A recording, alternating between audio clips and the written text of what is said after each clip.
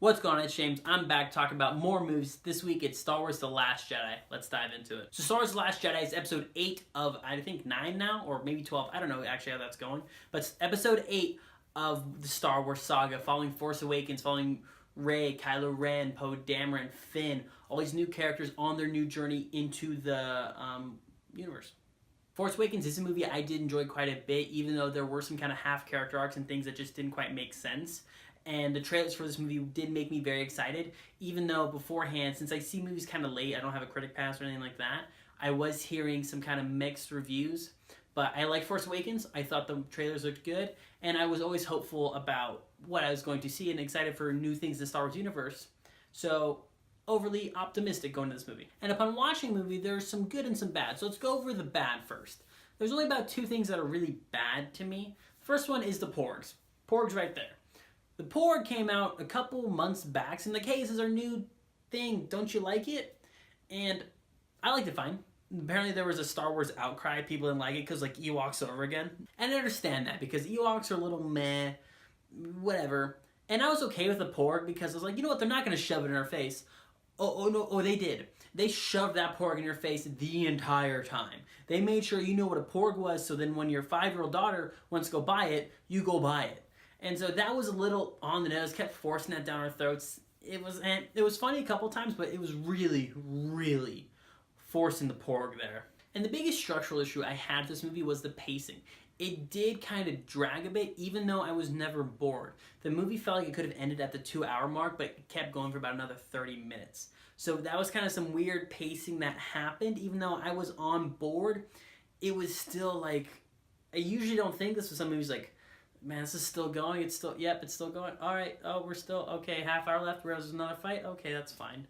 It just felt like it went on a bit, but that's pretty much it for, like, the negatives. Now to the positives. We'll go over all of our actors, which I love so much. We have Mark Hamill reprising his role as Luke Skywalker, once again on the silver screen. I loved it. He was great. Had some intensity, some wisdom, almost anger at some point. He really brought a lot to the role. And I really enjoyed him back as Luke Skywalker once again, training Rey, Daisy Ridley. She was super awesome. I love her. She's actually on my top 3 to marry list. If there's, like, that's just kind of thrown in. Daisy Ridley, like, wow, there's a ring in here for you, if you holler at your boy. Or But I really do like her in this role. I think she brought a more rounded performance this time around. In Force Awakens, she kind of had a half character arc. This time we see that her power is too strong for even Luke to comprehend, and that she really doesn't know her place in this world. She wants to do good, but then she's feeling this pull to the darkness, and it's really cool seeing her arc, which is a full-fledged arc this time instead of half an arc like she did in Force Awakens. And she does this arc on the parallel of Kylo Ren, who's on the side of dark, but then still feeling connected to the past, and he has this awesome line like, let the past die, kill it if you must. Like, it's so badass. And he's unsure. At one point he wants to do good. He's still conflicted about killing his father. He's feeling bad. He wants to do, he's not sure where to go. He's truly conflicted in this movie, unlike the last movie where he just kind of felt whiny.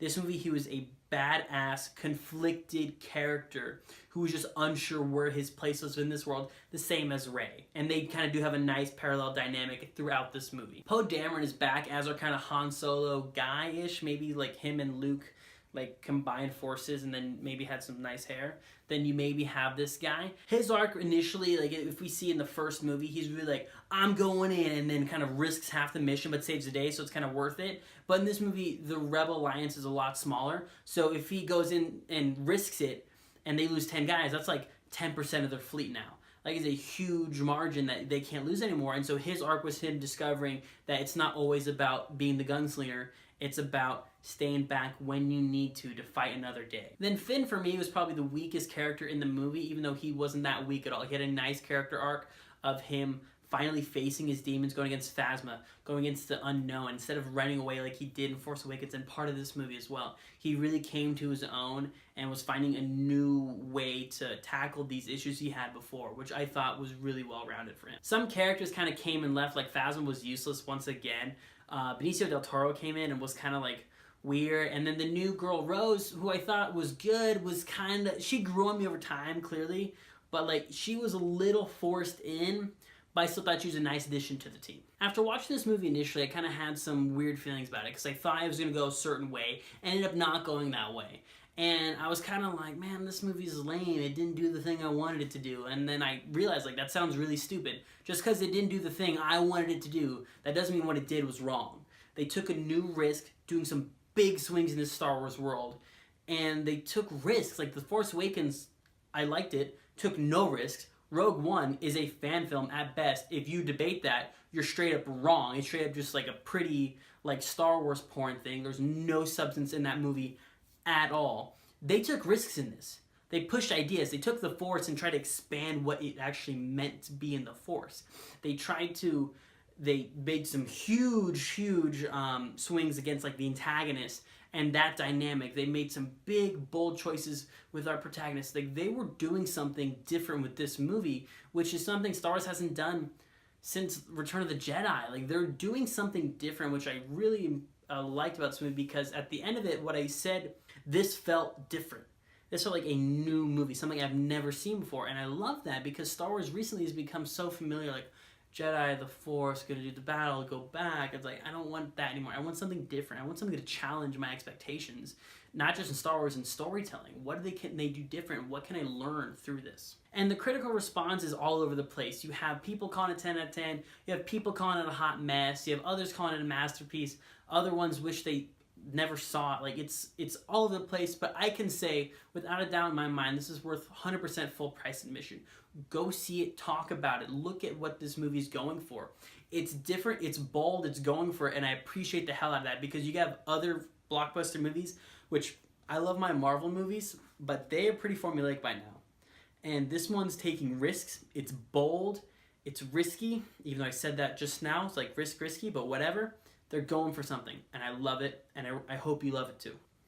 That wraps up this video. I think I was a little too, like, stoic and, like, serious about it, because I think I do take my Star Wars very seriously, or movies in general seriously, and this one was one I really wanted to make right and on the most logistical way possible. I didn't just want to be like, oh, I liked it, it was fun, Star Wars, or I didn't like it because it didn't do the thing. I wanted it to make sense why I liked and didn't like the things they did, without also giving too much away within the story, because these are spoiler-free reviews. So hope you enjoyed the review. If you like what you saw or heard or did with my hands, please hit like, subscribe, and comment. Please comment your thoughts on this movies. My favorite thing in the world to do is talk about movies. I love it. That's why I am alone in my room talking about it right now, because I freaking love doing this. So please, drop comment, Instagram, Twitter, whatever, all that stuff. Find me, let's talk Star Wars, because this is a movie that we're not going to forget anytime soon. And with all that being said, I hope you have a kick-ass week, day, month, 2018, which is coming up pretty soon. And that's pretty much it. Bring it in for a hug.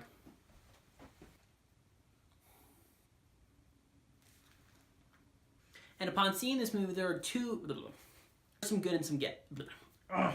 Fun fact, I did an entire review for this movie, and the camera wasn't on. Isn't that great?